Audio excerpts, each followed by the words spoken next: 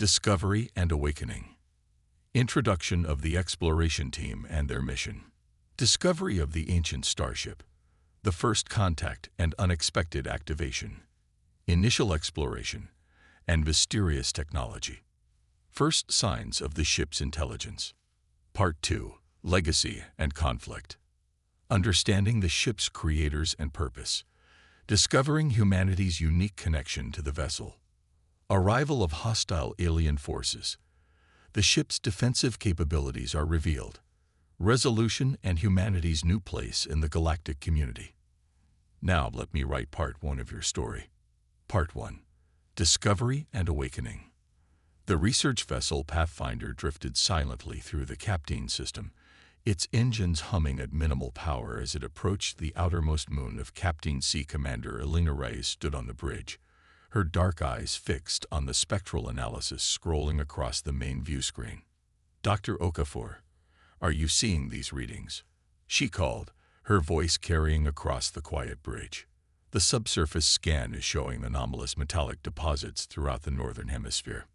Dr. Nandi Okafor, the expedition's lead xenogeologist, looked up from his workstation. His fingers danced across the holographic interface, pulling up additional data. "Yes, Commander. These patterns are too regular to be natural formations." His Nigerian accent became more pronounced with excitement. "The distribution suggests artificial construction, possibly an extensive subterranean complex." The bridge crew exchanged glances. Humanity had been venturing into the stars for nearly a century, but definitive evidence of advanced alien civilization remained elusive. They had encountered microbial life and primitive ecosystems, but nothing that approached technological intelligence. "How did we miss this on the preliminary scans?" asked Lieutenant Wei Chen, the ship's sensor specialist. "The moon's crust contains high concentrations of iridium and osmium," Dr. Okafor replied. "The interference would have masked the deeper structures unless we were specifically looking for them." Commander Reyes made her decision quickly. "Prepare a landing team. Dr. Okafor, you'll lead the scientific contingent. Lieutenant Ivanova, assemble a security detail. We launch in 30 minutes. The descent to the moon's surface was uneventful, the shuttle's landing struts settling gently onto the dusty regolith. The landscape outside was a monochrome tableau of gray rock and black shadow beneath a star-strewn sky. Captain's red dwarf sun provided minimal illumination at this distance, casting everything in a dull crimson glow. Dr. Okafor led the team across the moon's surface, their movements slowed by the light gravity and bulky environmental suits. They followed the sensor readings to a large impact crater whose rim rose like a mountain range against the horizon. "The structure extends beneath this entire region," Dr. Maya Patel, the team's geophysicist, reported. "It's massive, at least 20 kilometers in diameter." Lieutenant Sofia Ivanova frowned behind her helmet visor. "How do we get inside? I don't see any entrance. There's a depression about half a kilometer ahead that doesn't match the natural terrain," Dr. Okafor said, consulting his handheld scanner. "The metallic concentration is higher there." They approached cautiously, their helmet lights illuminating the circular area where the regolith had been partially cleared by some ancient rockslide. Beneath the dust lay what appeared to be a perfectly smooth metallic surface, its color an odd bluish silver that seemed to absorb their lights rather than reflect them. "This material isn't in our database," Dr. Patel murmured, running a handheld spectrometer over the exposed section. "The molecular structure is shifting, almost as if it's responding to our presence." Dr. Okafor knelt to examine the surface more closely. "Look here," he said, indicating a series of concentric circles etched into the metal. "These patterns appear to radiate outward from a central point." Lieutenant Ivanova kept her team positioned defensively around the scientists. "Could it be a door? An access point?" "Possibly," Dr. Okafor agreed. "But how to activate it after all this time?" They tried various approaches: electromagnetic pulses, sonic resonance patterns, even carefully calibrated laser bursts. Nothing produced any response from the ancient structure. After hours of fruitless attempts, frustration began to mount. The team had made what could be the most significant archaeological discovery in human history, but they couldn't access its secrets. "We should return to the ship and request specialized equipment," Dr. Patel suggested. "Perhaps advanced drilling apparatus." Dr. Okafor shook his head. "No. If this is indeed an artificial structure, drilling could damage it irreparably. There must be an intended mechanism." As the others debated their next steps, Dr. Maya Patel stood silently studying the concentric patterns. Something about their arrangement triggered a memory of quantum entanglement diagrams she'd studied in graduate school. Following an intuition she couldn't quite articulate, she removed her glove. "Dr. Patel," Lieutenant Ivanova exclaimed, "protocol requires full environmental protection at all times." "The atmosphere is stable, just cold," Dr. Patel replied, her breath fogging in the chill air of her helmet. "And sometimes the most advanced technology requires the most basic interface." Before anyone could stop her, she placed her bare palm against the central circle of the pattern. The effect was instantaneous and astonishing. Warmth spread beneath her fingertips, and the bluish-silver material illuminated from within. Lines of light spread outward from her hand, following the concentric patterns, and then branching beyond them, racing across the surface in all directions. "Step back," Lieutenant Ivanova ordered, pulling Dr. Patel away as the ground beneath them began to vibrate. The vibration intensified, and fine dust cascaded from the surface as sections of regolith slid away, revealing more of the metallic structure. The moon itself seemed to be shifting around them as massive segments of the surface began to reconfigure. "Back to the shuttle," Ivanova commanded, but Dr. Okafor remained transfixed. "No," he breathed. "Look." Where moments before there had been only unbroken metallic surface, a seam had appeared, widening slowly to reveal a dark aperture. The metal parted smoothly, without any apparent mechanism, as if it were liquid rather than solid. Commander Rice's voice crackled through their comms. "Landing team, we're detecting massive energy signatures from your location. What's happening down there?" "Commander," Dr. Okafor replied, his voice hushed with awe. "The structure is activating. It appears to be waking up." The aperture continued to widen until it formed a perfectly circular entrance large enough to admit several people standing side by side. From within, a soft amber light began to glow, illuminating what appeared to be a corridor extending deep into the structure. "Dr. Patel," Dr. Okafor asked, "what did you feel when you touched it?" She looked at her hand in wonder.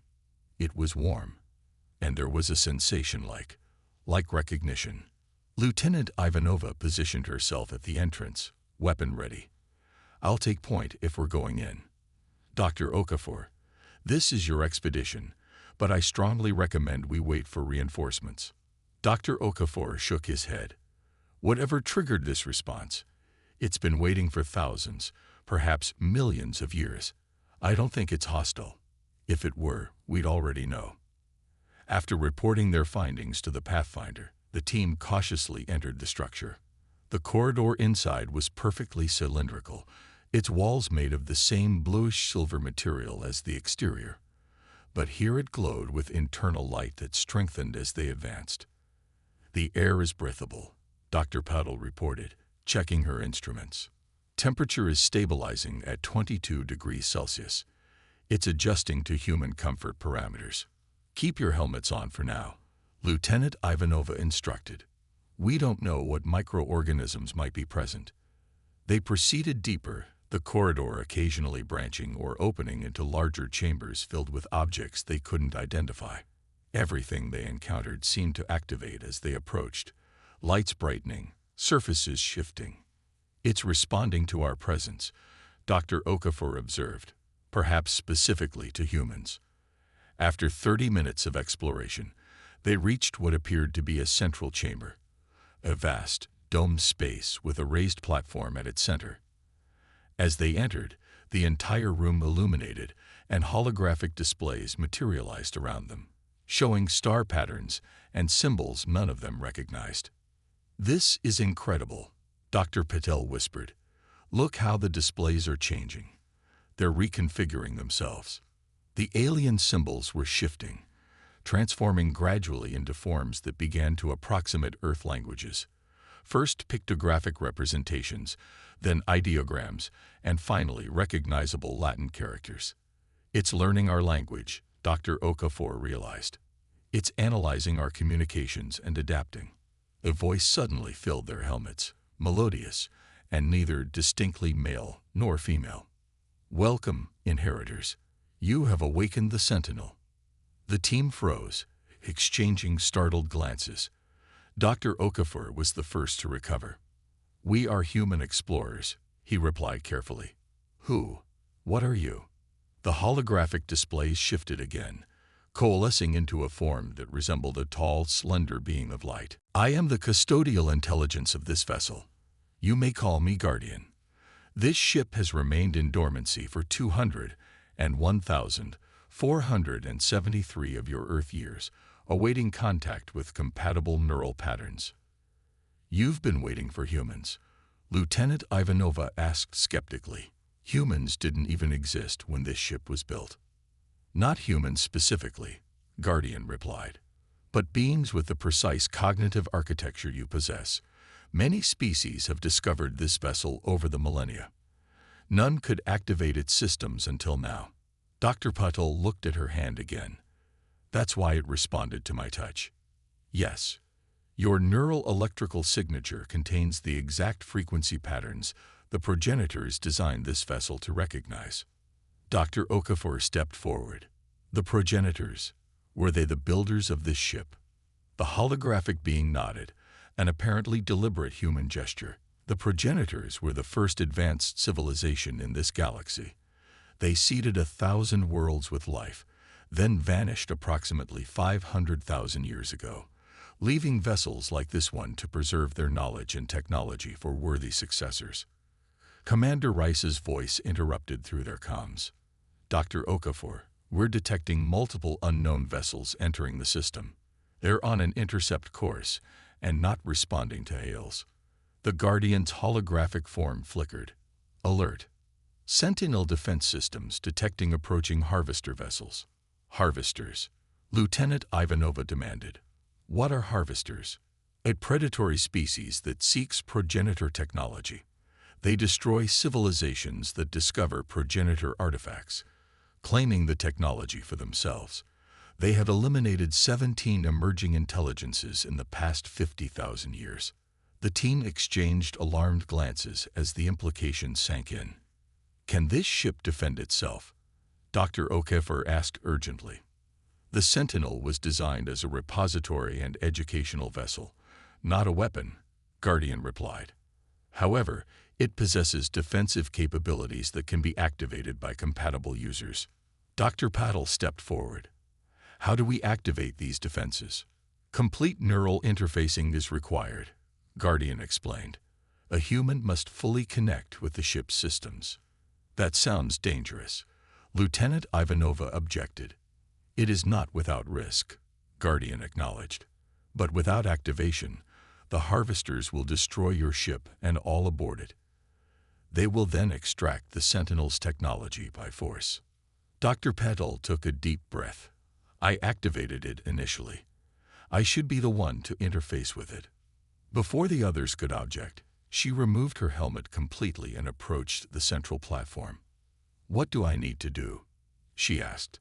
"Place your hands on the interface nodes," Guardian instructed as two crystalline protrusions emerged from the platform. "Your consciousness will temporarily merge with the Sentinel's systems." As Dr. Patel placed her hands on the crystals, a surge of energy flowed through her. Her eyes widened as her mind expanded beyond her body, connecting with the ancient starship. In an instant, she understood its capabilities, its history, and its purpose. And she realized that humanity had just taken its first step into a much larger universe. Legacy and conflict. Maya Patel's consciousness expanded beyond the boundaries of her physical form, merging with the vast intelligence of the Sentinel. Her perception extended through the ancient vessel, experiencing it not as a collection of rooms and corridors, but as an integrated whole, a living entity awakened from millennia of dormancy. Through the ship's sensors, she could see the approaching harvester vessels, 7 sleek, predatory craft designed for speed and combat. Their hulls bristled with weapon systems far beyond current human technology. The Pathfinder would be defenseless against such firepower.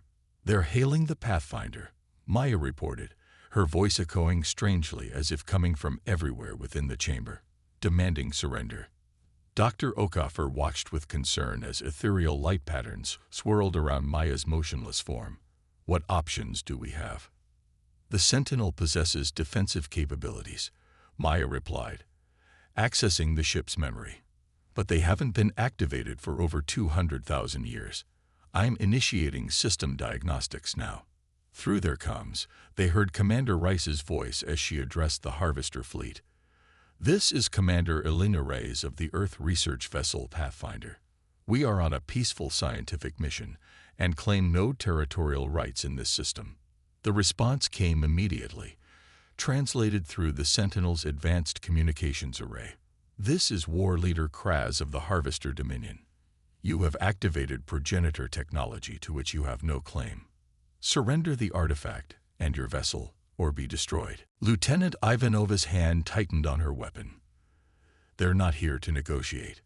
"No," Maya agreed, her consciousness rifling through the Sentinel's historical records. "The Harvesters have been systematically hunting down progenitor technology for millennia. They believe themselves to be the rightful heirs to the progenitor legacy." Images flashed through her mind. Worlds laid waste, civilizations extinguished, all for the crime of discovering what humanity had stumbled upon. The Harvesters were methodical in their approach, leaving no witnesses and no evidence of their attacks. To the rest of the galaxy, emerging civilizations simply disappeared, presumed to have destroyed themselves. "I've located the defense systems," Maya announced, initiating activation sequence. Beneath the moon's surface, machinery that had lain dormant for epochs hummed to life. The entire structure began to resonate with energy as ancient power sources charged weapons systems designed by a civilization that had mastered the fundamental forces of the universe. "Commander," Dr. Okafor called through the comms, "we've accessed the ship's defensive capabilities. Request that you withdraw the Pathfinder to a safe distance." "Negative," Commander Reyes replied firmly. "We're not leaving you down there." "Elena," Dr. Okafor said, using the commander's first name for emphasis, "what's coming is beyond anything in our experience. The Pathfinder needs to retreat. That's an order." There was a brief silence before Commander Reyes responded. "Understood. Withdrawing to minimum safe distance. Good luck, Namdi." The Pathfinder's engines flared as it accelerated away from the moon, but the Harvester vessels moved to intercept, firing warning shots across its bow. "They're not going to let the Pathfinder escape," Lieutenant Ivanova reported grimly. Maya's eyes snapped open, glowing with the same amber light that pulsed through the chamber. "They won't have a choice." The moon's surface rippled as massive sections reconfigured, revealing arrays of weapons emplacements that had remained hidden for millennia. The Sentinel was fully awakening, and it was a far more formidable creation than it had first appeared. "Attention Harvester vessels," Maya transmitted, her voice carrying the weight and authority of the Sentinel itself. "You are in violation of Progenitor Protocol 7. Withdraw immediately or face defensive action." War Leader Kraz's response was immediate and dismissive. "Your threats are meaningless. The artifact will be ours, as will your primitive technology." The lead Harvester vessel fired a concentrated energy beam directly at the exposed section of the Sentinel. The beam struck an invisible barrier and dispersed harmlessly, dissipating into space. "Final warning," Maya transmitted. "The Sentinel is now fully operational. Your weapons cannot penetrate its defenses." The Harvesters responded by converging on the moon, all 7 vessels opening fire simultaneously. Their combined assault would have reduced a planetary surface to molten slag, but the energy was absorbed by the Sentinel's defense field without effect. They've made their choice, Maya said quietly. Through the neural interface, she activated the Sentinel's countermeasures. From the exposed weapon arrays, pulses of golden light erupted, striking the harvester vessels with pinpoint accuracy. The ship's shields flared and failed under the assault. 2 vessels exploded immediately. The others attempted evasive maneuvers but were caught in the Sentinel's targeting systems. Within moments, 6 of the 7 harvester ships had been neutralized. The 7th, the command vessel, remained intact but immobilized, held in place by an unseen force. Harvester command vessel, Maya transmitted. Your fleet is destroyed. You will carry our message to your leaders. Through the neural interface, she could sense the rage and fear from the surviving harvesters. Their society had built its entire identity around the belief in their supremacy and their divine right to progenitor technology. The defeat was incomprehensible to them. What message? War leader Kraz demanded, his voice strained with fury. The age of harvester dominance is over, Maya replied. The progenitors chose their successors, not through conquest, but through neural compatibility. Humanity will assume stewardship of this technology, and we extend protection to all emerging civilizations in this sector. She released the command vessel from its stasis field. Depart and do not return. The Sentinel now recognizes humanity as its operators, and we will defend ourselves if threatened again. The harvester vessel retreated rapidly, disappearing into faster-than-light travel as soon as it reached a safe distance. Maya exhaled slowly and disengaged from the interface, her consciousness returning fully to her body. She staggered slightly as Dr. Okafor caught her arm. "Are you all right?" he asked with concern. "Yes," she replied, her voice returning to normal. "Just processing. There's so much knowledge in there, Namdi. Centuries of learning wouldn't be enough to understand it all." Commander Rice's voice came through their comms, relieved and astonished. "Landing team, what just happened?" "Those ships just. The weapons signatures were off the scale." "It's a long story, Commander," Dr. Okafor replied. "But it seems humanity has just inherited an advanced alien legacy and made some enemies in the process." As the team gathered on the central platform, the Guardian's holographic form materialized before them. "The neural interfacing was successful," it observed. "You have demonstrated both the capability and the judgment required of progenitor successors." "What exactly does that mean for us?" Lieutenant Ivanova asked. "It means," the Guardian explained, "that the Sentinel recognizes humanity as worthy of the knowledge and technology it contains. You are now the custodians of progenitor legacy, with all the responsibility that entails." Dr. Patel looked around the vast chamber, now fully illuminated and active. "Why us? Why now?" "The progenitors did not select successors based on technological advancement," Guardian replied. "They sought beings with the specific balance of traits they valued. Curiosity tempered with caution, determination balanced with empathy, individualism harmonized with cooperation. And they found that in humans." Dr. Okafor asked, "Your species possesses the neural architecture and cognitive patterns the progenitors designed the Sentinel to recognize," Guardian confirmed. "Your response to the harvester threat demonstrated why. When faced with aggression, you offered warnings before taking defensive action. When victorious, you chose message over massacre." Maya nodded slowly, understanding flowing from her connection with the ancient vessel. The progenitors could have annihilated the harvesters thousands of years ago. Instead, they left safeguards and waited for species who would make different choices. "That is correct," Guardian acknowledged. "The progenitors believe that technological advancement without ethical evolution leads inevitably to self-destruction. They sought successors who would use their knowledge wisely."